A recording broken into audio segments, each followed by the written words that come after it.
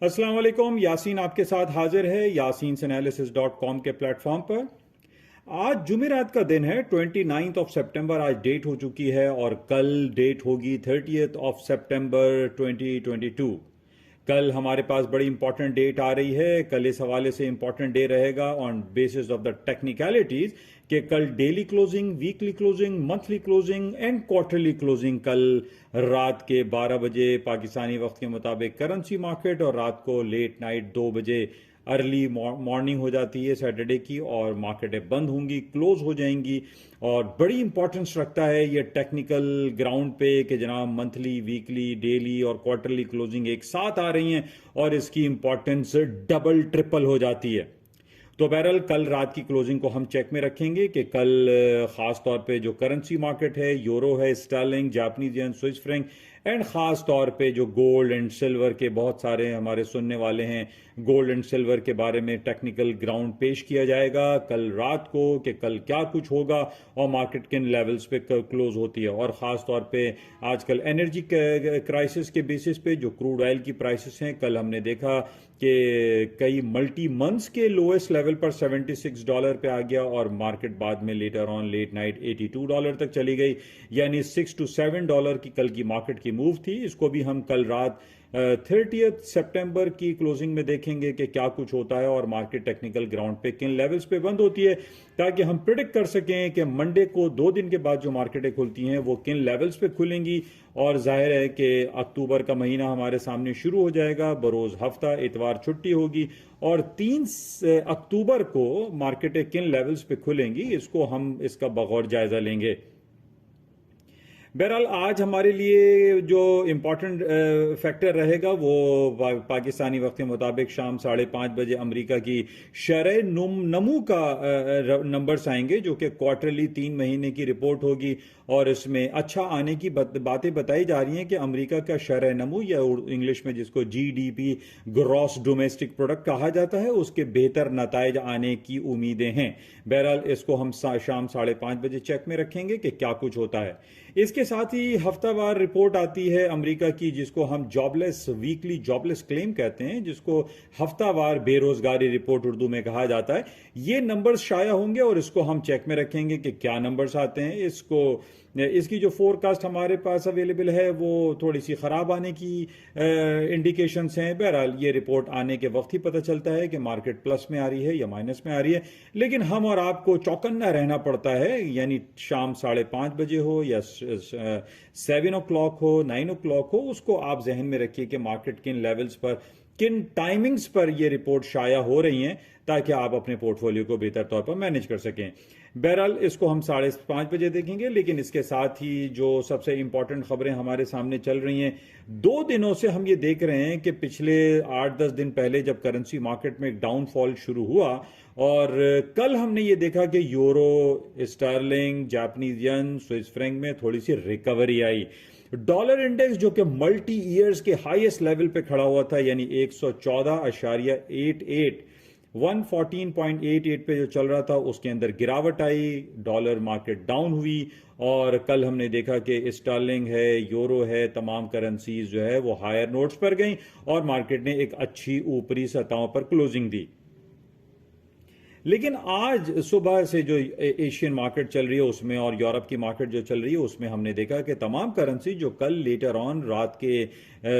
आखिरी पहर में जो ऊपरी सतहों पर थी आज दोबारा से नीचे आना शुरू हो गई और तकरीबन 100 पॉइंट्स या 200 पॉइंट्स या 150 पॉइंट्स हमने देखा कि मार्केटें डाउन हुई। खास तौर पे अगर हम यूरो की बात करें तो 98.08 फ्यूचर्स दिसंबर कॉन्ट्रैक्ट ने हाई किया और आज इस वक्त हम देख रहे हैं कि 96.90 का मार्केट ने लो कर दिया, तकरीबन 120 पॉइंट मार्केट डाउन हो गई। अच्छा, अब मुख्तलिफ बातें सामने आ रही हैं कि जनाब कल पाउंड स्टर्लिंग में जब तेजी आई तो उसकी वजह एक इंटरवेंशन की थी कि बैंक ऑफ इंग्लैंड ने इंटरवीन किया और बैंक ऑफ इंग्लैंड के इंटरवीन होने की वजह सिर्फ ये बताई जा रही है कि IMF ने काफी नाराजगी और बरहमी का इजहार किया था बैंक ऑफ इंग्लैंड के ऊपर बरतानिया के जो वजीर ख़जाना हैं उनके ऊपर नाराज़गी का इजहार किया। उन्होंने जो रिसेंटली मिनी बजट पेश किया, जो नई हुकूमत आई है मिस लिज ट्रस की, उसके ऊपर भी बरहमी का इजहार हुआ और काफ़ी निगेटिव कमेंट्स जारी किए आईएमएफ ने, जिसकी वजह से हमने ये देखा कि बैंक ऑफ इंग्लैंड को फ्रंट पे आना पड़ा और उसने इंटरवीन किया। और इंटरवीन की खबरें हमारे पास ये आई कि जो लॉन्ग टर्म बॉन्ड मार्केट है उसको उन्होंने उसकी परचेजिंग शुरू की। तो इस बेसिस पे हमारे सामने ये हुआ कि स्टर्लिंग की मार्केट में थोड़ा सा रिजॉल्व हुई, मार्केटों में जो एक पैनिक सेलिंग थी वो खत्म हुई और हमने ये देखा कि 500-600 पॉइंट यानी 1.0392 का जो लो किया था स्टर्लिंग ने कल और आज की तारीख में मार्केट तकरीबन वहां से 400 पॉइंट रिकवर कर गई। लेकिन आज हम फिर देख रहे हैं कि मार्केट 7-8 तकरीबन 100 पॉइंट या 200 पॉइंट के करीब दोबारा डाउनफॉल हो रही है। तो ये मिक्स रिएक्शन है। उसकी वजह हम ये कह सकते हैं कि ओवरऑल जो सिनेरियो है, अगर हम डॉलर की बात करें या यूरो और स्टर्लिंग का मवाजना करें या डॉलर और स्टर्लिंग का यूरो और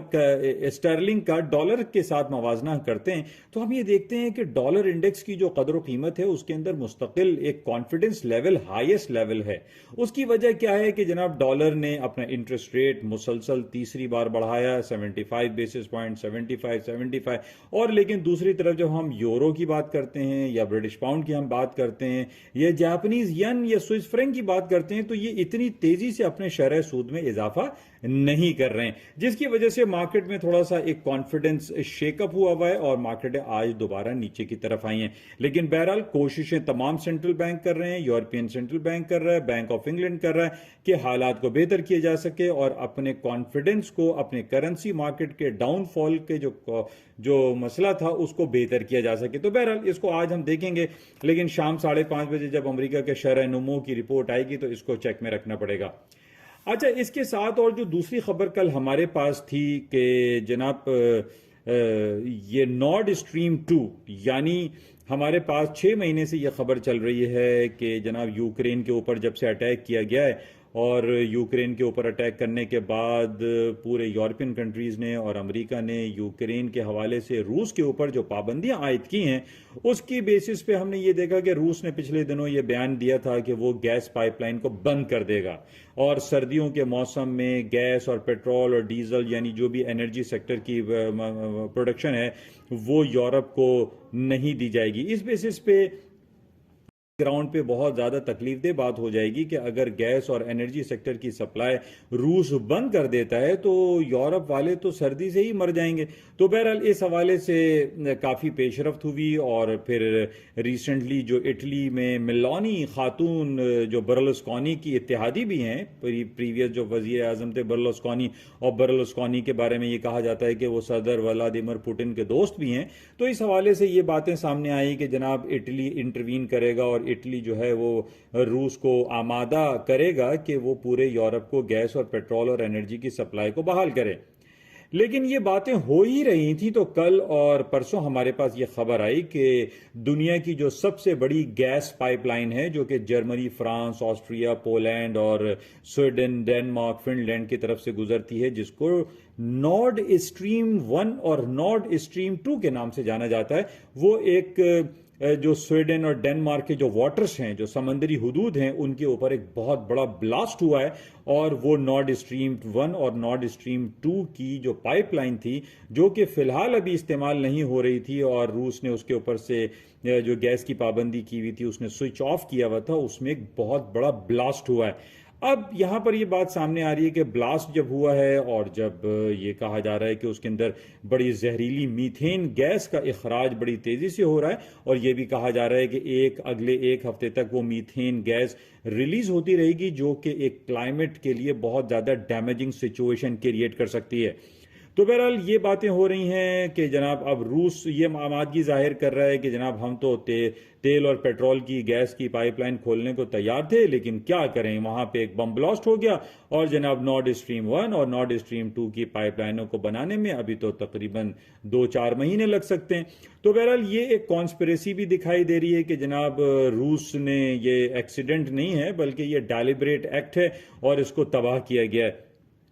अब यहां पर और ज्यादा चैमोगोइयां शुरू हो गई कि जनाब अगर रूस आमादगी का इजहार कर भी लेता तो अब वहां तो गैस की सप्लाई आप नहीं कर सकते, क्योंकि नॉर्ड स्ट्रीम 1 और नॉर्ड स्ट्रीम 2 की पाइपलाइन में ब्लास्ट हो गया, वो तबाह हो गए, तो उसको बनाने में टाइम लगेगा। तो इस बेसिस पे ये कहा जा सकता है कि तेल की कीमतें कल जो हमने देखी कि जनाब $76 से $7 मार्केट ऊपर चली गई,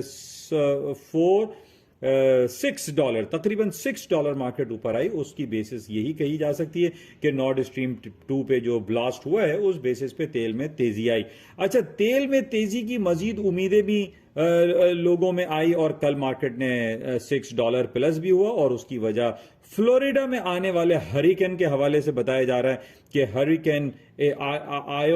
आयोना या आयनो कुछ करके उसका नाम है, वो फ्लोरिडा हिट करेगा और हिट कर चुका है, और काफी वहां पे तेज बारिशें और सैलाब आने के खदशात बहुत ज्यादा हैं, जिसकी वजह से कहा जा रहा है कि वहां की जो ऑयल रिफाइनरी है या ऑयल पाइपलाइन है वो डैमेज हो सकती है। तो इस वजह से भी तेल की कीमतों में कल हमने देखा तेजी आई। बहरहाल आज दोबारा से तेल की कीमतें निचली सतह पर आ गई, 80-50 पे मार्केट चल रही है, और बहरहाल it is a part of the game, और मार्केट में ये उतार चढ़ाव होता रहता है। लेकिन ये कहा जा रहा है कि तेल की जो कमी है, जो डेफिसिट होगा, जो शॉर्टफॉल होगा यूरोप के लिए, वो अरब कंट्रीज से उसका सब्सटीट्यूट तैयार कर लिया गया है, और सऊदी अरब, मुत्तहदा अरब इमारात और कतर पूरे यूरोप को जो एनर्जी है उसकी सप्लाई को जारी करेंगे, ताकि ये सर्दियों में ये प्रॉब्लम क्रिएट ना हो। लेकिन बहरहाल अगर हम ये इसकी बातें करते हैं कि जनाब जो पाइपलाइन से रूस प्रोवाइड करता है, that is very easy to provide, और जबकि हम कंटेनर में या सिलेंडर में जो एक्सपोर्ट करेंगे अरब कंट्रीज से यूरोप को, वो एक मरहला कुन और तकलीफ दे मसला हो सकता है। बहरहाल ओवरऑल जो सिनेरियो क्रिएट हो रहा है उसमें यही कहा जा रहा है कि तेल की कीमतों में दोबारा से तेजी आएगी और मार्केटें ऊपरी सतहों पर जा सकती हैं। तो बहरहाल ये इसको हम चेक में रखेंगे। अच्छा, इसके साथ जो बहरहाल इससे रिलेटेड जो खबरें हैं वो यही हैं कि ये गैस पाइपलाइन के ब्लास्ट होने से, जो कि बाल्टिक गैस पाइपलाइन कहते हैं, जो रशिया और पूरे यूरोप को जोड़ती है, तो इस पे ये मार्केटें जो है वो मजीद ऊपर जाने के चांसेस हैं। अच्छा, दूसरी तरफ अमेरिका की स्टॉक मार्केट की भी कल हम बात करते हैं। कल अमेरिका की स्टॉक में रिकवरी आई, स्टॉक S&P, डाउ जोन्स और नेस्डैक जो कि बिल्कुल निचली सतहों पर थे, चल रहे थे, उसमें रिकवरी आ गई, तकरीबन 1 से 2% मार्केट रिकवर हुई। बहरहाल आज जो हमारे पास रिपोर्ट आ रही है अमेरिका की GDP, क्वार्टरली GDP है, उस पे कुछ उम्मीदें हैं कि अगर GDP की रिपोर्ट अच्छी आ जाती है तो स्टॉक्स में तेजी आ सकती है, डॉलर में भी मजीद तेजी आ सकती है, और करेंसियां जो है वो दोबारा से निचली सतहों पर चली जाएंगी। तो बहरहाल इसको हम चेक में रखेंगे और देखते हैं। अच्छा, इसके साथ ही पाकिस्तान की स्टॉक मार्केट और पाकिस्तान में करेंसी की मार्केट की बात करते हैं। पाकिस्तान में करेंसी थोड़ी सी अप्रिशिएट हुई है, पाकिस्तानी रुपया स्ट्रांग हुआ है, और उसकी वजह कह सकते हैं कि हमारे नए वजीर खजाना जनाब इसहाक डार साहब तशरीफ लाए हैं लंदन से, काफी 5 साल के सेल्फ एग्जाइल के बाद, और कहा यह जा रहा है कि वो इकोनॉमिक सिचुएशन को बेहतर करने में अपना भरपूर किरदार अदा करेंगे। तो इस बेसिस पे एक आर्टिफिशियली आप कह सकते हैं कि डॉलर जो है थोड़ा सा वीक हुआ है, पाकिस्तानी रुपया स्ट्रांग हुआ है। लेकिन इसके लॉन्गर पीरियड ऑफ टाइम में, जो मैंने पहले भी आपसे कहा था कि पाकिस्तान की हुकूमत को एक वॉर फूटिंग मेजर्स लेने पड़ेंगे कि जनाब पाकिस्तान में जो अननेसेसरी इंपोर्टेड आइटम है, जो हम इंपोर्ट्स करते हैं, उनको डिक्लाइन करना पड़ेगा और अपनी एक्सपोर्ट को बेहतर करना पड़ेगा, तब जाके कहीं हमारा पाकिस्तानी रुपया स्ट्रांग और US डॉलर वीक हो सकता है। बहरहाल थोड़ा सा कॉन्फिडेंस का मसला है, पाकिस्तानी स्टॉक में लोगों का इतना ज्यादा कॉन्फिडेंस दिखाई नहीं दे रहा है, जिसकी वजह से स्टॉक मार्केटों में बहुत ज्यादा तेजी नहीं आ रही। आज भी पाकिस्तानी PSX इंडेक्स तकरीबन 400 पॉइंट माइनस है, और तमाम शेयर जो इंडिविजुअल स्क्रिप्ट हैं वो नेगेटिव टेरिटरी में ट्रेड हो रहे हैं। तो बहरहाल इसको चेक में रखते हैं और क्या कुछ होता है। और जैसे अर्लियर मैंने आपसे जिक्र किया कि कल बैंक ऑफ इंग्लैंड ने इंटरवीन की थी, ये आप अखबारात में और तफसीलात उसकी चेक कर सकते हैं कि बैंक ऑफ इंग्लैंड स्टर्लिंग को बेहतर करने में क्या किरदार अदा कर रहा है। तो इंशाल्लाह राब्ते में रहते हैं और देखते हैं कि मजीद आज क्या सारा दिन खबरें रहेगी। आप तमाम लोगों से मेरी गुजारिश है कि इस यूट्यूब चैनल को, इस प्लेटफॉर्म को ज़्यादा से ज़्यादा लाइक करें, शेयर करें और उसको सब्सक्राइब करें। इंशाल्लाह राब्ते में रहेंगे। इजाज़त दीजिए, खुदा।